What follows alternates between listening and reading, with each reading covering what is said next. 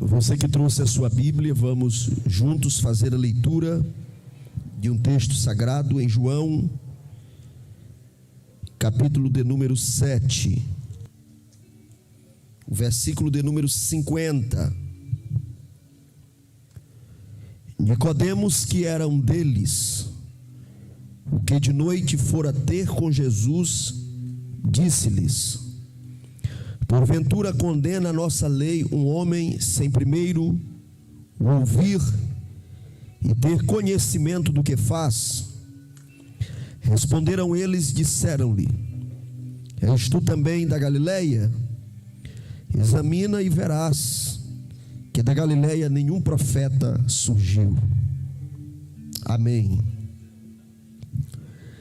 Queridos irmãos, nós estamos reunidos para a nossa última ceia do ano e nós sentimos de Deus a direção de deixar uma reflexão no coração da igreja nesta noite. E eu gostaria de citar em rápidas palavras as 3 fases do desenvolvimento espiritual de Nicodemos. As 3 fases do desenvolvimento espiritual de Nicodemos. Nicodemos era um homem que tinha uma posição de destaque entre os judeus. Ele era de uma seita que nós conhecemos na Bíblia como a seita dos fariseus, um grupo que possuía um comportamento doutrinário radical, um grupo que procurava interpretar a lei de acordo com o seu legalismo, de acordo com as suas preferências. E Nicodemos fazia parte deste grupo. E em João capítulo de número 3, nós vemos a sua primeira fase. João capítulo 3, um dos capítulos mais conhecidos da Bíblia. O versículo que provavelmente ocupa o primeiro lugar no ranking de textos mais conhecidos da Bíblia, foi dito para Nicodemos. João 3,16. Jesus pregou esse texto para uma pessoa. Hoje nós pregamos João 3,16 para as centenas, para as dezenas, para as milhares de pessoas. Mas, inicialmente, Jesus pregou João 3,16 para uma pessoa, para Nicodemos. E Nicodemos, ao se encontrar com Jesus pela primeira vez, ele é um admirador. Ele é um admirador. Qual é o comportamento de um admirador? Os admiradores, geralmente, eles são corteses. Um admirador, geralmente, ele é cordial. Todos os irmãos aqui já passaram, em algum momento da vida, por essa posição de admirador. Você já admirou um projeto, você já admirou alguém na adolescência, não é? Na fase das conquistas, que você se agrada de alguém para namorar, para começar um projeto de vida, um relacionamento. Como se comporta um admirador? O admirador é alguém que sempre, rigorosamente, escolhe as palavras, escolhe a forma de se apresentar, até porque um admirador tem sempre um propósito de tornar claro para o objeto da sua admiração que ele é um admirador. Na maioria dos casos não é interessante ser um admirador secreto. É importante que essa admiração se torne conhecida por alguém que é o objeto dessa admiração. Por isso, Nicodemos se apresenta a Jesus. E os irmãos podem perceber esses traços na abordagem dele, quando ele se encontra com Jesus pela primeira vez. Ainda não havia vínculo, mas já havia uma admiração. Não havia vínculo, mas havia uma simpatia. Não havia vínculo, mas havia uma curiosidade. E movido por esta curiosidade, por esta simpatia, por esta admiração, Nicodemos se aproximou de Jesus. Eu não vou me deter aqui à narração do episódio, do texto. É um texto muito conhecido, mas eu gostaria de citar que Jesus, Ele tem interesse na nossa evolução espiritual. Jesus deseja que nós mudemos de posição. Ora, meus irmãos, ser um admirador da igreja, ser um admirador do evangelho, ser um admirador dos irmãos que pregam, do pastor da igreja. Graças a Deus, eu tenho muitos amigos de perto, de longe, pessoas que gostam do meu trabalho e se apresentam como admiradores, mas eu preciso, mesmo correndo o risco de ser tido como indelicado, eu preciso dizer para estas pessoas que ser um admirador não é o suficiente. Ser um admirador não é o suficiente, não é a totalidade daquilo que Jesus espera de mim e de você. Você percebe que Jesus, ao tratar com Nicodemos, ele trata temas centrais da fé. Existem alguns pensadores do cristianismo que chegam a dizer que se todo o Antigo Testamento se perdesse, todo o Novo Testamento se perdesse Mateus, se perdesse Marcos, se perdesse Lucas, Atos, Romanos, as cartas aos Coríntios, Gálatas, Filipenses, todas as demais cartas, se elas se perdessem, e se fosse preservado apenas João, se os demais capítulos do Evangelho de João se perdessem, e fosse preservado apenas o capítulo 3, que narra o encontro de Jesus com Nicodemos, somente o capítulo 3 seria suficiente, através da sua mensagem, do seu conteúdo, para a salvação da humanidade.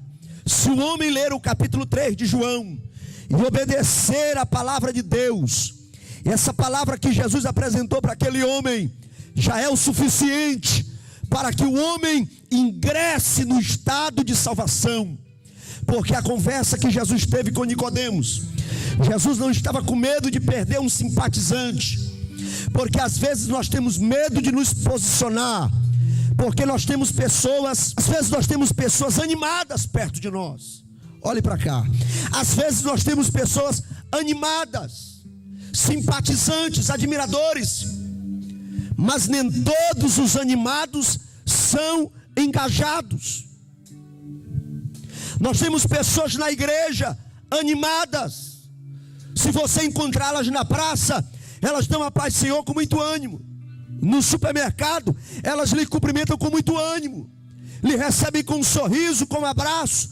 São pessoas animadas, mas quando você olha o dia a dia da igreja, não tem engajamento.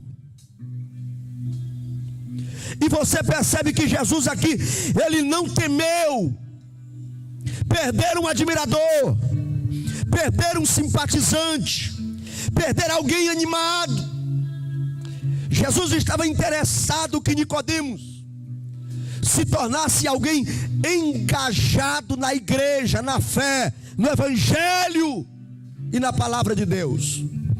Por isso Jesus não se portou com o politicamente correto que os admiradores geralmente utilizam.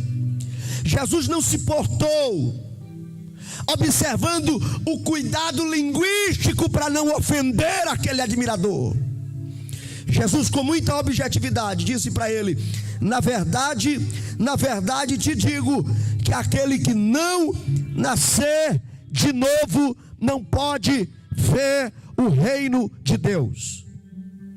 Irmãos, nós temos os nossos desviados de estimação. Toda família tem, na minha tem, entre os meus amigos.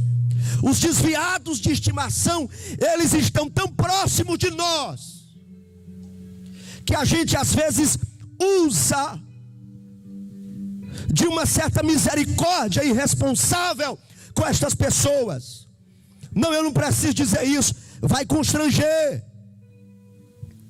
Eu já fui impedido uma vez num culto de mocidade, quando eu era líder de jovem. Chegou alguém no culto, sabe aquela pessoa tão legal, que a gente olha para aquela pessoa não combina com o inferno. Não, uma pessoa dessa, ela pode até não ser crente, mas não, a cara dela não combina com o inferno. O jeito dele não combina com o inferno. Aqueles desviados de estimação que a gente protege. Queridos, a verdadeira misericórdia de Deus em nós deve nos levar a entregar a verdade de Deus, a palavra de Deus. Deus não está contando com admiradores, com simpatizantes. Deus não está contando com pessoas simplesmente animadas, que gostem do louvor, que gostem da vibe, que gostem da igreja, que achem o pastor legal. Não é o suficiente. Muitos admiradores do evangelho serão lançados no inferno, porque ser admirador não é o suficiente. Muitos simpatizantes da fé serão lançados no inferno, porque ser um simpatizante não é o suficiente. Jesus está nos chamando para o engajamento. Engajamento com a palavra, engajamento com o projeto da redenção, engajamento com o dia a dia da igreja, engajamento com os projetos da igreja. Um ano se passou, e a minha oração nesta noite é para que Deus acione as consciências, porque a nossa tarefa é uma tarefa inacabada. Nós precisamos alcançar mais pessoas, os de longe e os de perto. E a minha oração é que a consciência dos meus irmãos tão animados, das minhas irmãs tão animadas, pessoas tão simpáticas, pessoas tão legais, mas que você saia da posição de animado e se torne um engajado na obra de Deus. Aleluia. A primeira fase de Nicodemos é que ele se tornou um admirador, e ele vai em busca de Jesus, e é louvável que ele se deslocou até Jesus. Oh, meu irmão, o projeto da redenção é um projeto que depende de Deus, depende do Espírito Santo, depende de Jesus, obviamente. Mas nós, seres humanos tão limitados, sempre podemos fazer alguma coisa que favoreça este projeto. E eu louvo a Deus nesta noite, porque você veio na igreja, aleluia. Você está aqui. A previsão do tempo talvez impedindo muitos de virem para a igreja, mas você está aqui.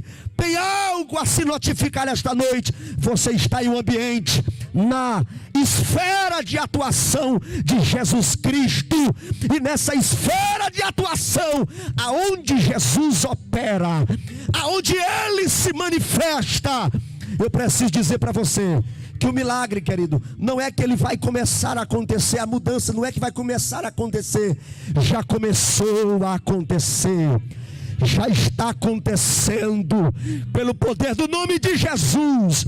Nicodemos não chega como discípulo, ele chega como admirador, mas se ele entra na esfera de atuação de Jesus, Jesus vai fazer o milagre.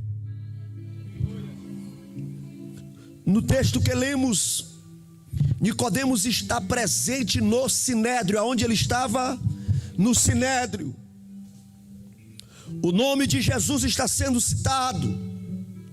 Um plano de prisão contra Jesus está sendo orquestrado. E naquele momento Nicodemos não era mais um admirador. Agora ele é um apoiador da causa. Aleluia. Ele é um apoiador da causa. E ele se expõe. E ele diz uma palavra. Ele não se apresenta como discípulo. E alguém questionou a ele. Alguém questionou a ele se agora também ele era da Galileia. No versículo de número 52, responderam e disseram-lhe: és tu também da Galileia?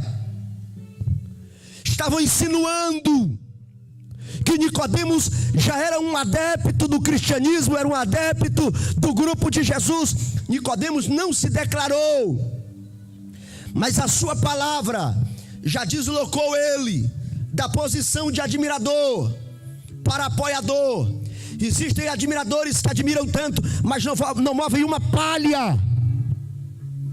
Existem admiradores que quando você precisa, existem admiradores que quando a coisa fica difícil, a moita fecha. Muitos admiradores não apoiam, não ajudam, mas esse admirador, ele estava transicionando de posição, e agora ele se pronuncia publicamente. Ele corre um risco. Irmãos, as pessoas preferidas para Deus usar são pessoas que não têm medo de correr risco. E eu gostaria que você levantasse a sua mão direita e dissesse isso comigo: as pessoas preferidas para Deus usar são aquelas que estão dispostas a correr riscos. Existem pessoas que viverão 60 anos, 70 anos e não correrão risco. São pessoas que não apostam, pessoas que não correm atrás, pessoas que não se expõem, pessoas que têm tanto medo de errar, que o seu maior erro vai ser não fazer. E eu já tive a experiência de visitar pessoas no final da vida. Pessoas depois dos 70, nas proximidades dos 80, que passaram a vida toda sem querer arriscar, sem querer se expor, com medo de críticas, com medo de desagradar, com medo de serem mal entendidas, mal interpretadas. E quando chegam os 70, 72, 75, que o corpo não reage mais, aí é que chega o momento de quererem fazer aquilo que não fizeram em 5 décadas, em 60 anos, querem fazer na velhice. É por isso que existe um mercado muito promissor na área dos empréstimos. E o público preferido são quem? São os idosos. Porque eles sonham que num golpe de sorte vão fazer tudo aquilo que não fizeram durante toda a vida. Por isso que muitos terminam endividados. Senhoras e senhores, Deus te chama para correr riscos. Deus te chama para sair das sombras da omissão. Bota a tua cara no sol. Não é para ser apenas um admirador de longe, é para pagar o preço, é para ter participação neste negócio. Deus te chama para participar, Deus te chama para defender, Deus te chama para arriscar o cargo, Deus te chama para arriscar a vida.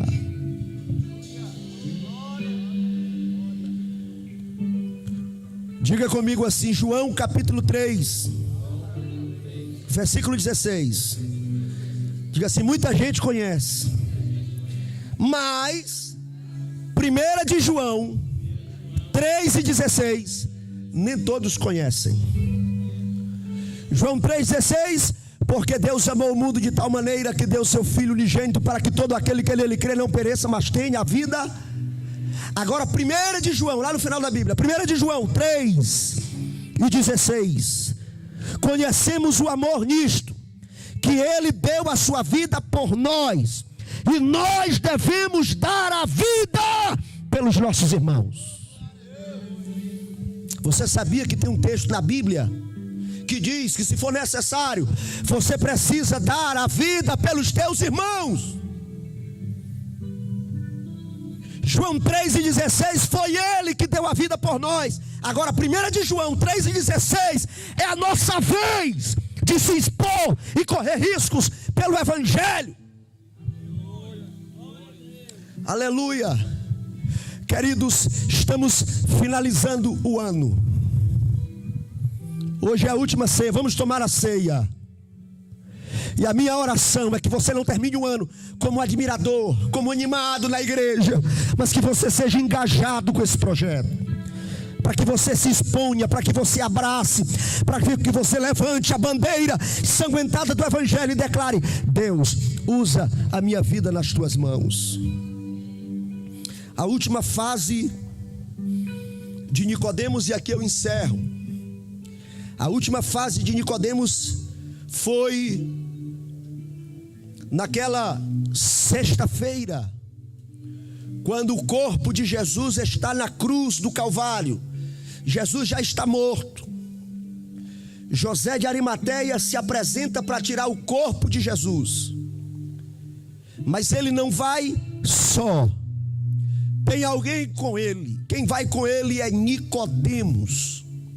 Se Nicodemos, um fariseu, está disposto a tocar em um morto, oh glória, é porque ele já havia renunciado ao legalismo da sua doutrina radical. Ele estava declarando o seu rompimento com o farisaísmo.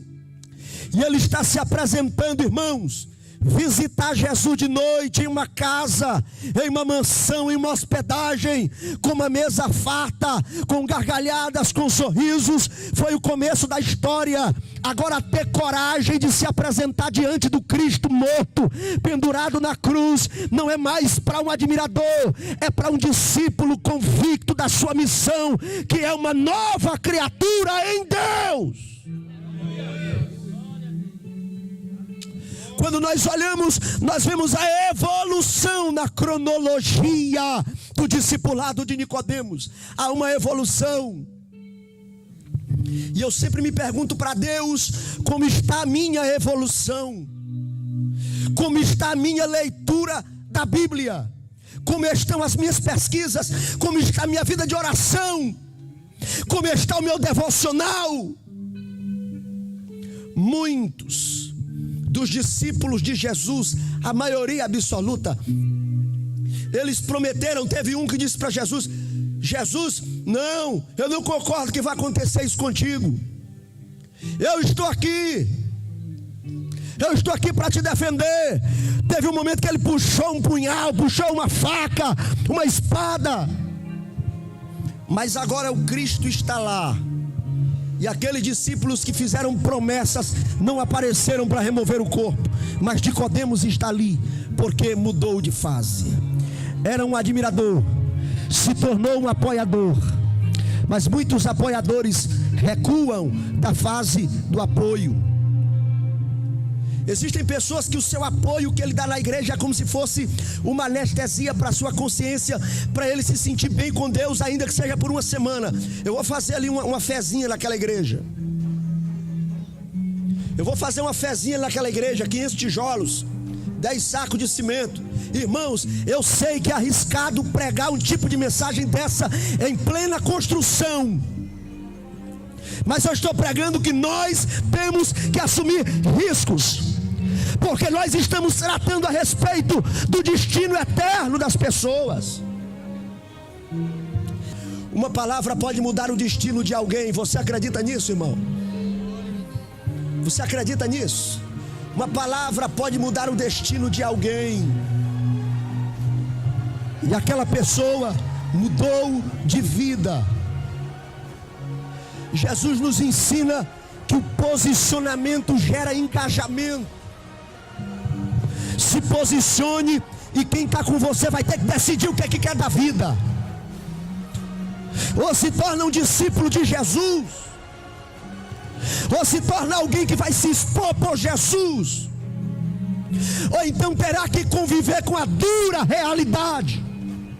Nós estamos vivendo uma época que parente de crente morre desviado na cachaça, nas drogas, na prostituição, e os próprios crentes fazem homenagem dizendo: voltou para a casa do pai. Que casa do pai, meu irmão?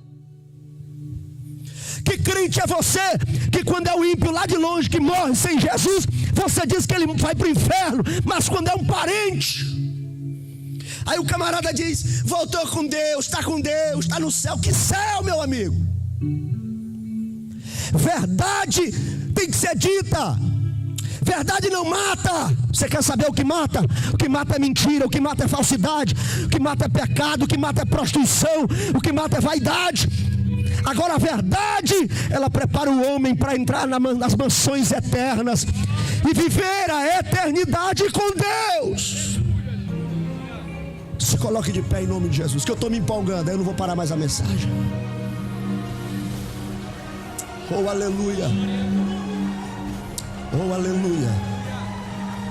Nicodemos se apresenta, ele não vai de mãos vazias. Porque quando você se torna um discípulo de Cristo, as suas mãos não ficam mais vazias. Você procura algo para fazer. Você quer fazer algo pelo Cristo, pelo corpo de Cristo, pela igreja de Cristo.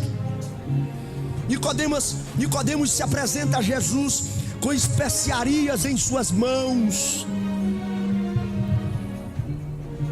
para ungir o corpo de Jesus, para perfumar o corpo de Jesus. Levante a mão zona direita comigo aí, a mão direita, levanta. E diga: todo discípulo é preocupado com o corpo de Cristo. Olha para o teu vizinho e diga assim: se tu é discípulo, tu te preocupa com o corpo de Cristo. Aleluia. Se você vem aqui nas noites de domingos, nos cultos de meio de semana, mas você não está nem aí com a igreja, com o que passa-se aqui, com os projetos, se você não tem engajamento com os projetos, você não é discípulo. Porque o discípulo de Cristo, ele está preocupado com o corpo de Cristo, com a igreja de Cristo, com os projetos do corpo de Cristo. Nicodemos se expõe, vai perder a cadeira no Sinédrio, não tem problema. Ele aprendeu a correr risco por amor a Cristo. Vai perder o nome de principal entre os fariseus, entre os judeus, não tem problema. Nicodemos aprendeu a correr risco por amor a Cristo. Vai perder a amizade, não tem problema. Vai perder indicações, ligações, convites, não tem problema. Você tem que tomar uma posição e ser discípulo de Cristo. E ser discípulo de Cristo. Guarde essa palavra no teu coração. Guarde essa palavra no teu coração.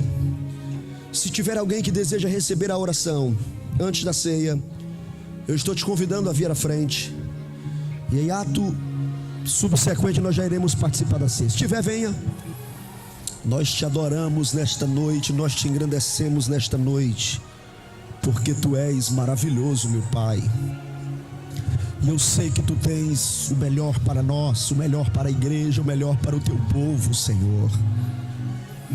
Jesus, aqui vieram à frente duas jovens que estão desejosas, meu Senhor, de uma experiência contigo, vão tomar a ceia, mas alguma coisa lhes preocupava, e nós pedimos, ó Deus, que elas sejam tocadas pelo teu Espírito, pelo teu perdão, pela tua graça, e que tomem a santa ceia, meu Senhor, totalmente abraçadas pela tua graça, perdoadas por ti, ó Deus, em plena dignidade e condição. Assim te apresentamos toda a igreja que vai receber o pão consagrado, que vai receber o cálice, que vai beber o sangue de Cristo essa noite. Oh, aleluia! Muito obrigado, Senhor, por termos chegado até aqui. Muito obrigado, meu Deus, pelas santas ceias realizadas. Obrigado, meu Deus, por mais este dia de comunhão, de paz, de vitória. E nós te agradecemos por tudo e pedimos que o Senhor permaneça conosco, nos ajudando. Em nome de Jesus, amém.